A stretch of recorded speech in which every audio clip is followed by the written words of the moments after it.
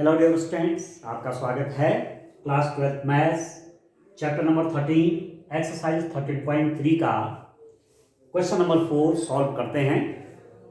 इसके हमने 3 क्वेश्चन कर दिए थे। क्वेश्चन प्रोबेबिलिटी से रिलेटेड है, प्रायिकता। ठीक है, क्वेश्चन मैं रीड कर लेता हूं। क्वेश्चन नंबर 4 आप देखिए। एक बहुविकल्पी प्रश्न का उत्तर देने में एक विद्यार्थी या तो प्रश्न का उत्तर जानता है या वह अनुमान लगाता है। मान लें उसके उत्तर जानने की प्रायिकता 3/4 है और अनुमान लगाने की प्रायिकता 1/4 है। मान लें छात्र के प्रश्न के उत्तर का अनुमान लगाने पर सही उत्तर देने की प्रायिकता 1/4 है। तो इस बात की क्या प्रायिकता है कि कोई छात्र प्रश्न का उत्तर जानता है यदि यह ज्ञात है कि उसने सही उत्तर दिया है। अब कोई क्वेश्चन है, MCQ है, कोई एक बहुविकल्पी प्रश्न, उसका आंसर देना है। ठीक है, तो स्टूडेंट या तो प्रश्न का उत्तर जानता है या वो अनुमान लगाएगा। ABCD 4 ऑप्शन हैं, तो स्टूडेंट कोई ना कोई ऑप्शन लगाता है। यदि आता है, जानता है उत्तर, तो सही ऑप्शन लगाएगा, सही उत्तर पे टिक करेगा, और नहीं जानता है तो अनुमान लगाएगा। तो इसी प्रकार का प्रश्न है। ठीक है, प्रश्न का उत्तर जानता है या वह अनुमान लगाता है। ठीक हो गया। अब उत्तर जानने की प्रायिकता भी मालूम है, वो 3/4 दे रखी है, और अनुमान लगाने की प्रायिकता 1/4। मान लें कि छात्र के प्रश्न के उत्तर का अनुमान लगाने पर सही उत्तर देने की प्रायिकता 1/4 है। मतलब छात्र सही उत्तर देता है, वो अलग चीज है। सही उत्तर जानता है और सही उत्तर देता है, अलग अलग बातें हैं। ठीक है, अनुमान लगाता है और सही उत्तर देता, अलग अलग बात है कि नहीं? तो दो घटनाएं कौन कौन हो गई? प्रश्न का उत्तर जानता है और उत्तर का अनुमान लगाता है। प्रश्न का उत्तर जानता है और दूसरा कौन सा हो गया? अनुमान लगाता है। ये दो घटनाएं होंगी। ये तो होता है, या तो स्टूडेंट क्या है, प्रश्न का उत्तर जानता है या वो अनुमान लगाता है। किसमें? MCQ में, बहुविकल्पी प्रश्न। ठीक है, तो दो घटनाएं मान लेते हैं। माना E1 घटना प्रश्न का उत्तर जानना, प्रश्न का उत्तर जानना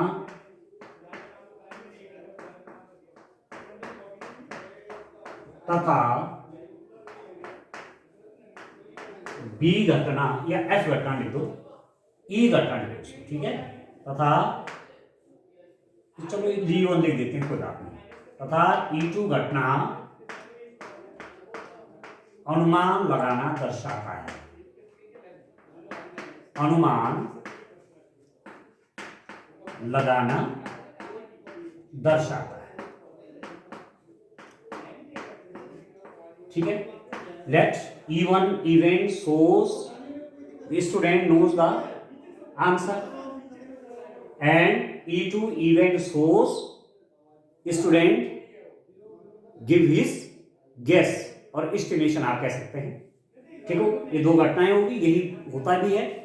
तथा एक बात और है, तथा ए सही उत्तर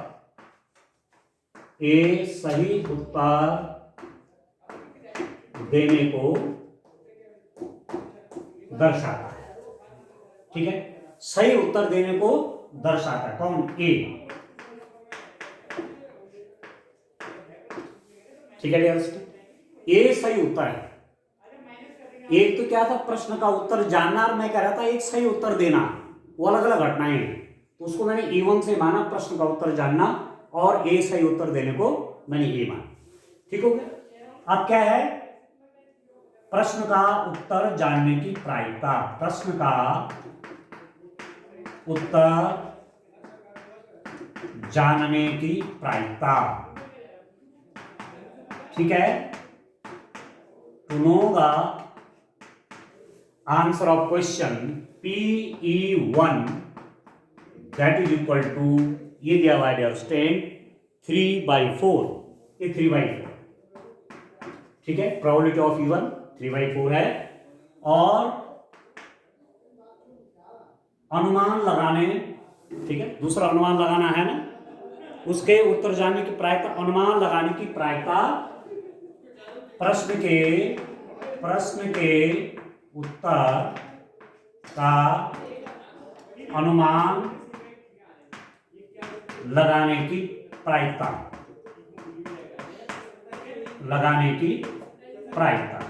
अब वो क्या कर रहे हैं, दूसरी स्थिति में अनुमान लगाना है, उस घटना को मैंने E2 से मान लिया है, तो प्रोबेबिलिटी ऑफ E2 हो गया दैट इज इक्वल टू 1/4, ठीक हो गया। अब आप देखिए, मान लें छात्र के प्रश्न का उत्तर का अनुमान लगाने पर सही उत्तर देने की प्रायिकता 1/4 है, ठीक है। तो इस बात की क्या प्रायिकता है कि कोई छात्र प्रश्न का उत्तर जानता है, यदि यह ज्ञात है कि उसने सही उत्तर दिया है, तो सही उत्तर को मैंने ए से माना हुआ है, ठीक है। अब दो बातें हैं, छात्र प्रश्न का उत्तर जानता है, छात्र प्रश्न का उत्तर जानता है तथा उसने सही उत्तर दिया है,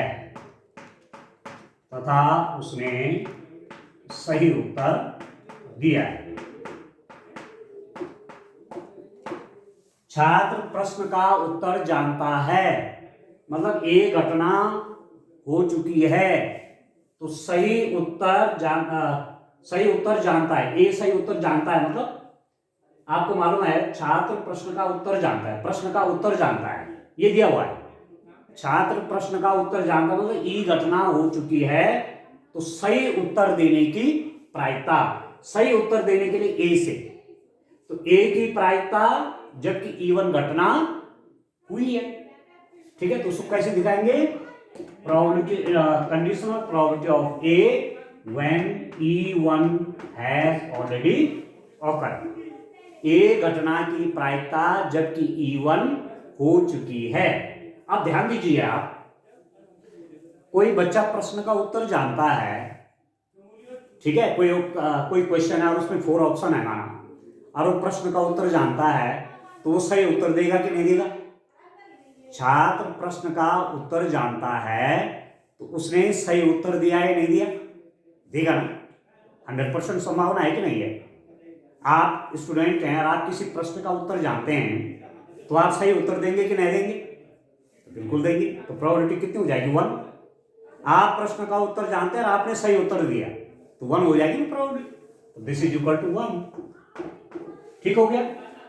अब आप देखिए, छात्र प्रश्न का उत्तर जानता है तथा उसने सही उत्तर दिया है, छात्र, अब दूसरी बात है कि छात्र अनुमान लगाता है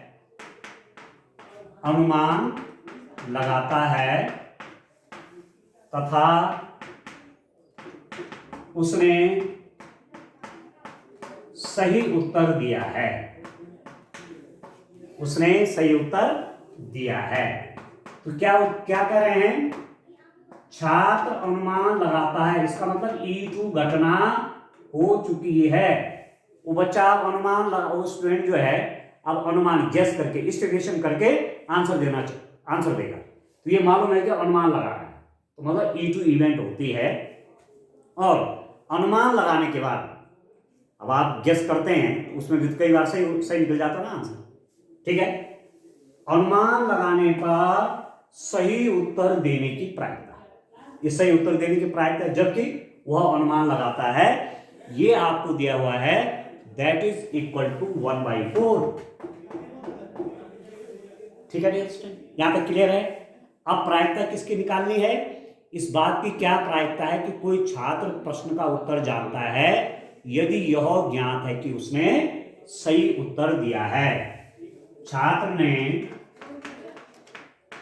ने प्रश्न का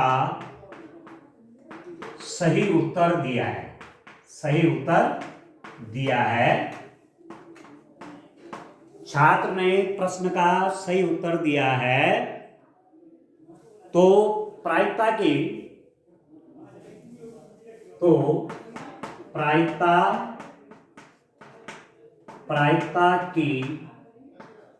वह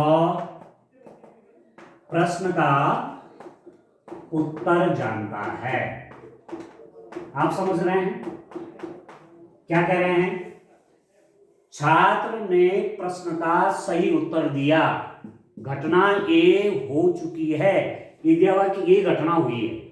अब दो बातें, सही उत्तर तो दिया, तो क्या उत्तर जानता था कि अनुमान लगा के दिया? दो बातें हो सकती है, ठीक है।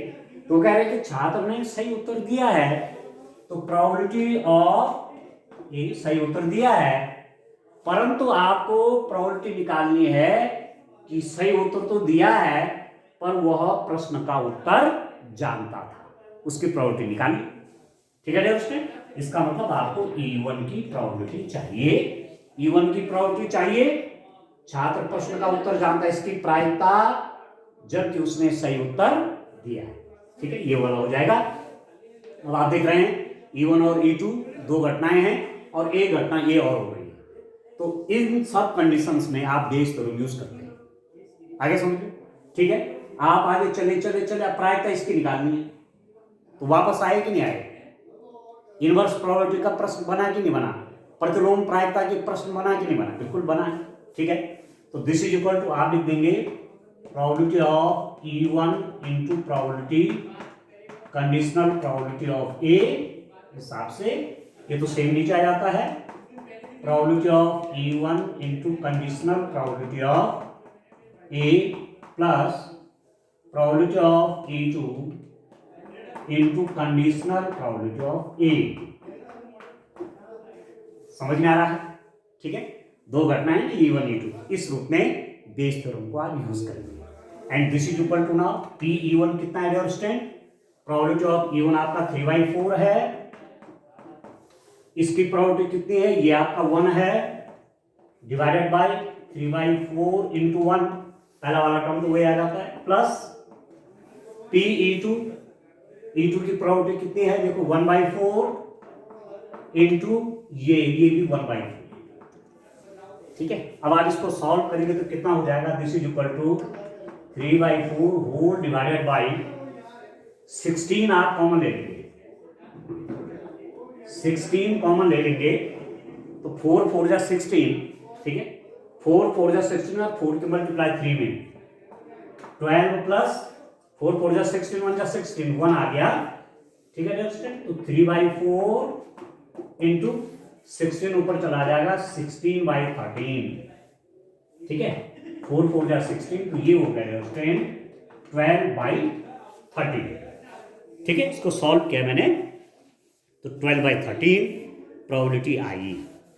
ठीक है ना, क्लियर हो गया? तो इस रूप में ये क्वेश्चन डियर स्टूडेंट आपने करने हैं। क्वेश्चन नंबर था आपका ये 4, तो ठीक है 12/13 आया है। चलिए एक क्वेश्चन और सॉल्व करते हैं, क्वेश्चन नंबर 5। ठीक है डियर स्टूडेंट, इस रूप में क्वेश्चन करना है आप लोगों को। ठीक है, क्वेश्चन नंबर 5 देखते हैं आप। क्वेश्चन नंबर 5 में क्या है, आपको एक ध्यान रखना है कि एक क्वेश्चन बोर्ड में इस एक्सरसाइज से आता ही आता है। ठीक है, तो इसमें कुछ शॉर्ट एग्जाम्पल है, हल्के हुए, ठीक है, शॉर्ट एग्जाम्पल हैं, तो शॉर्ट एग्जाम्पल भी करने हैं। जो प्रश्न किए हुए हैं उदाहरण के रूप में, वो भी आपने करने हैं। कई बार क्या होता है कि पेपर में आपका क्वेश्चन कैसा आता है? शॉर्ट, ठीक है, हल किया हुआ, जो आपको बुक में हल किया हुआ दिया हुआ है, आगे स्टूडेंट क्या कर देते हैं, उसको छोड़ देते हैं, सीधा एक्सरसाइज क्वेश्चन करते हैं और फिर एग्जाम में समस्या हो जाती है उनके लिए। इसलिए सबसे पहले आपको एग्जाम्पल वाले क्वेश्चन करने चाहिए। ठीक है, पहले उनको सॉल्व करो और तब जाकर के एक्सरसाइज के सभी क्वेश्चन सॉल्व करें। ठीक है डियर स्टूडेंट, चलिए फिर अब नेक्स्ट क्वेश्चन आप देखिए, क्वेश्चन नंबर अब 5 देखिए डियर स्टूडेंट, क्वेश्चन नंबर 5 देखिए।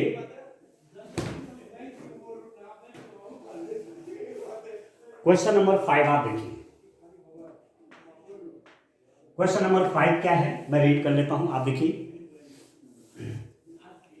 किसी विशेष रोग के सही निदान, किसी विशेष रोग के सही निदान के लिए रक्त की जांच 90% असरदार है जब वास्तव में रोगी उस रोग से ग्रस्त होता है, किंतु 0.5% बार किसी स्वस्थ व्यक्ति की रक्त जांच करने पर निदान गलत रिपोर्ट देता है, यानी व्यक्ति को रोग से ग्रस्त बताता है। यदि किसी जन समुदाय में 0.1% लोग उस रोग से ग्रस्त हैं, तो क्या प्रायिकता है कि कोई यादृच्छा चुना गया व्यक्ति उस रोग से ग्रस्त होगा यदि उसके रक्त की जांच में यह बताया जाता है कि उसे यह रोग है। अब आप ध्यान दीजिए, बड़े समझ करके काम करिए। आप इस बात को जानते होंगे कि जब कोई व्यक्ति बीमार होता है तो डॉक्टर के पास जाता है, डॉक्टर कुछ टेस्टिंग लिखते हैं कि ये टेस्ट करा के लाओ, तभी सही डायग्नोस हो पाएगा, बीमारी तभी ठीक से पकड़ में आएगी कि बीमारी क्या है। ठीक है, तो डायग्नोस के लिए जाता है, वहां से रिपोर्ट आता है, तो वैसे तो अधिकांश रिपोर्ट ठीक आती है, पर कुछ ऐसी स्थितियां भी होती हैं कि व्यक्ति को वो बीमारी नहीं है और रिपोर्ट में बीमारी आ गई। कभी ऐसा भी होता है, आपने सुना होगा ऐसे कि रिपोर्ट में कुछ और आ गया जबकि उसको बीमारी थी नहीं। तो दो बातें हैं यहाँ पर, दो बातें हैं। एक क्या है कि व्यक्ति की जो रिपोर्ट आई, जांच रिपोर्ट आई, उसमें जो रोग आया वास्तव में उसको वही रोग था, तो ये प्रोबेबिलिटी है 99%। तो 99% जो संभावना ये है कि रिपोर्ट में जो रोग आया वास्तव में व्यक्ति उस रोग से ग्रसित था। ठीक है, परंतु डियर स्टूडेंट, 0.5% ये स्थिति है कि रिपोर्ट में रोग आया परंतु वास्तव में उसको वो बीमारी नहीं थी। तो दो घटना हो गई। ठीक है, नहीं हो गया कि भाई वास्तव में व्यक्ति बीमार था, व्यक्ति क्या था, रोगग्रस्त था, रोग से ग्रस्त व्यक्ति। और दूसरी बात है कि व्यक्ति रोग से ग्रस्त नहीं है, दो घटनाएं हो गई। तो आप मान लीजिए, माना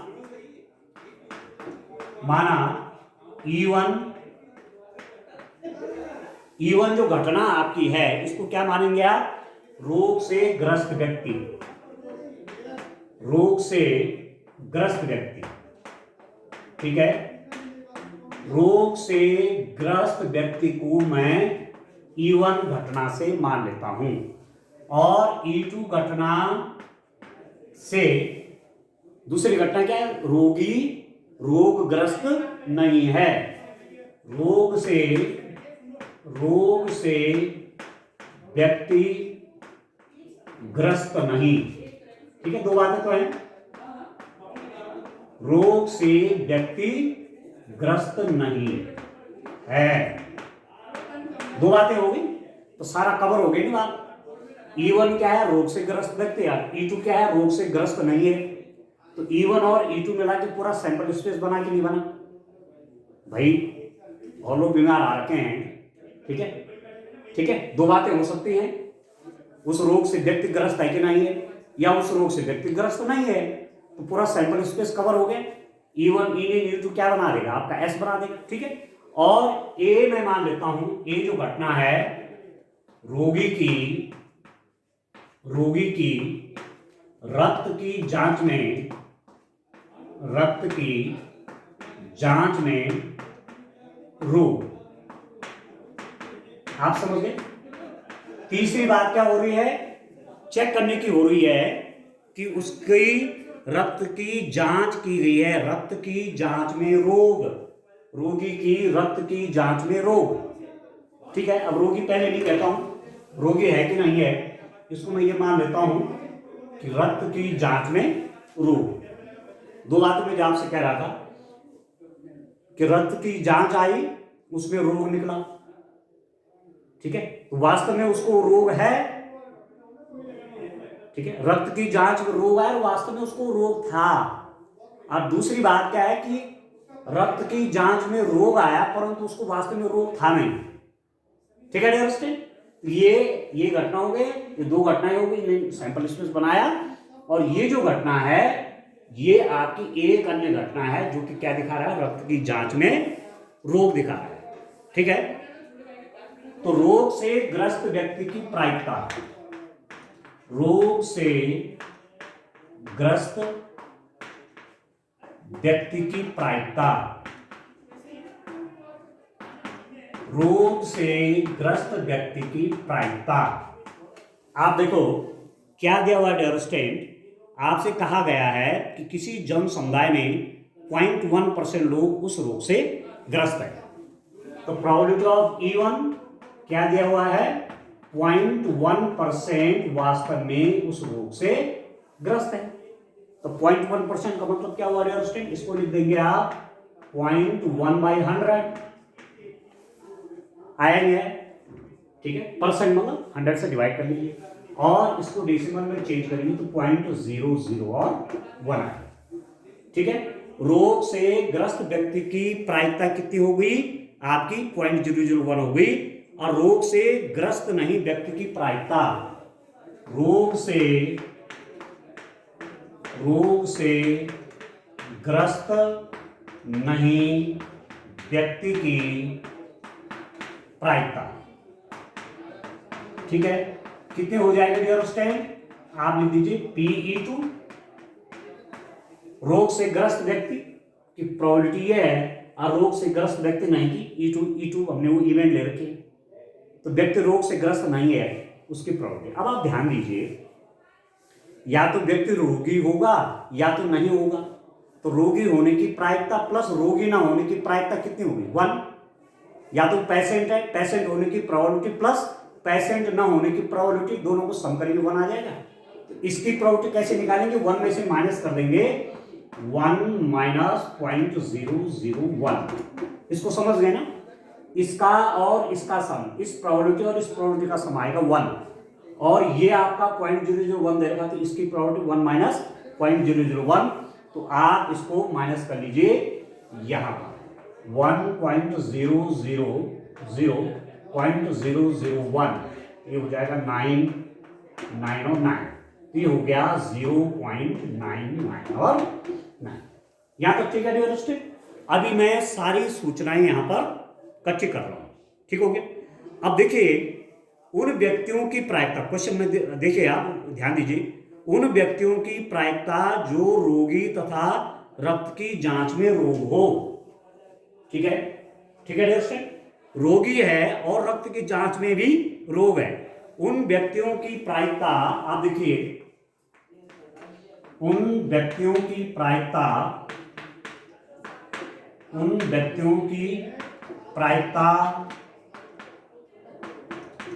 जो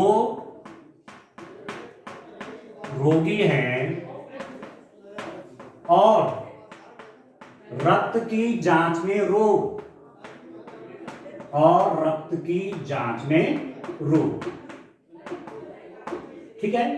आप ध्यान दीजिए, प्रोबेबिलिटी उनकी है, किसकी, उन व्यक्तियों की प्रायिकता जो रोगी है, ये आपको दे रखा वो रोगी है, तो रोगी कौन है, E1 रोग से ग्रस्त व्यक्ति है, तो E1, ठीक है। और रक्त की जांच में क्या निकल गया, रोग निकल गया, तो रक्त की जांच में रोग आपने A1 से दिखा रखा है।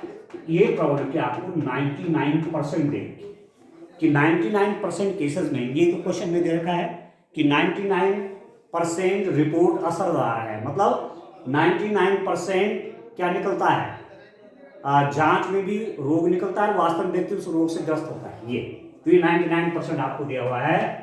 99% का मतलब हुआ 99/100, इसको लिख दीजिए 0.99। यहां तक क्लियर हो गया, ठीक है, ठीक है डियर स्टूडेंट। अब दूसरी बात क्या है, दूसरी बात आपके पास डियर स्टूडेंट ये है कि स्वस्थ व्यक्ति के रक्त की जांच करने पर निदान गलत रिपोर्ट दे रहा है, क्वेश्चन में लिखा हुआ है, यानी व्यक्ति को रोग से ग्रस्त होने की प्रायिकता। अब आप देखो उन व्यक्तियों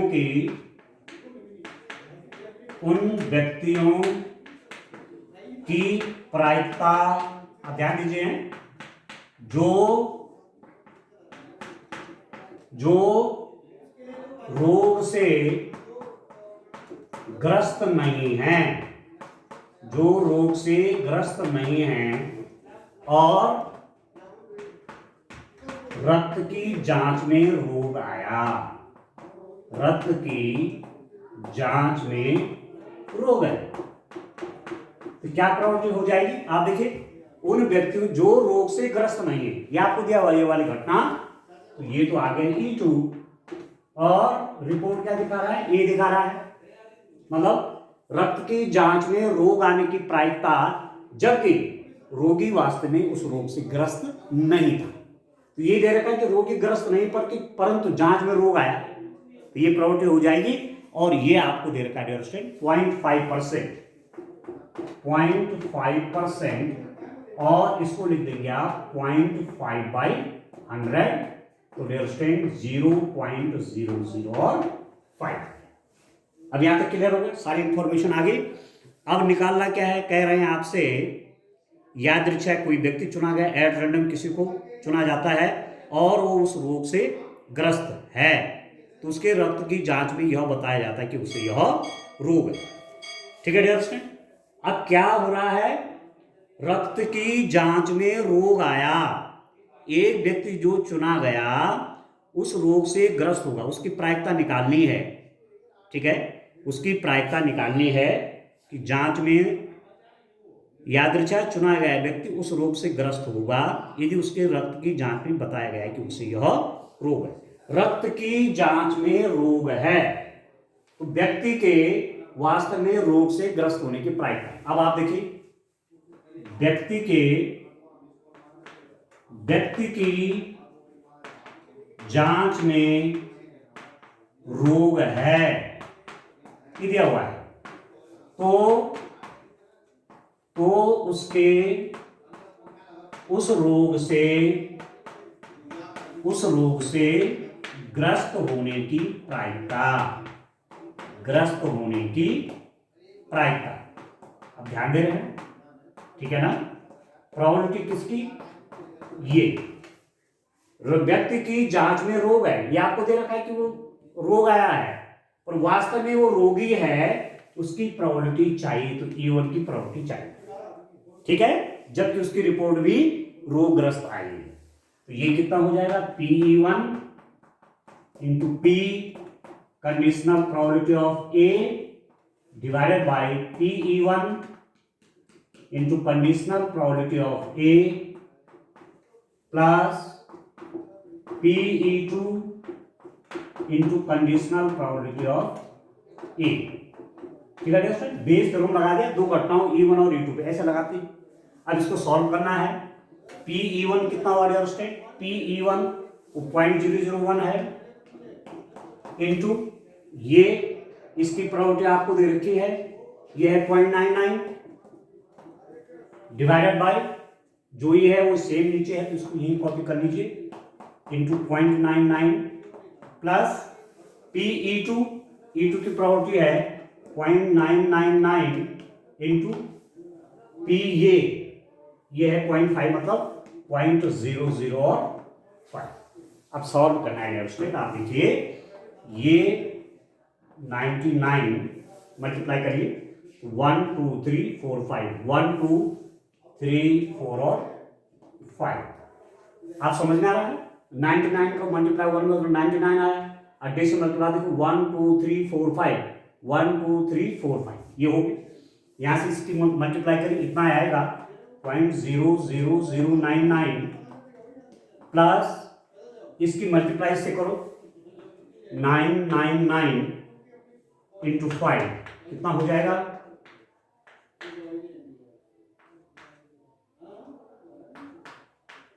4995। ठीक है, 4995 और 1 2 3 4 5 6, 1 2 3 4 5 और 6, तो यहां डेसिमल लगे। ठीक है, ठीक है स्टूडेंट, आ रहा समझ में? अब इन दोनों को प्लस कर लीजिए पहले। ठीक है, प्लस कर लीजिए 0.00099 डिवाइड प्लस 0.004,995। ठीक है, 1 2 3 4 5 6 7, नहीं 7 नहीं होगा ये, 1 2 3 4 5 6, 1 2 3 4 5 6, अच्छा डेसिमल है, ठीक है, ये 2 जीरो है ना, ये 0 2 है उसके, जिसको जरा करेक्ट कर लेंगे, 0.00499 और 5, यहाँ 0 बढ़ाइए प्लस करिए,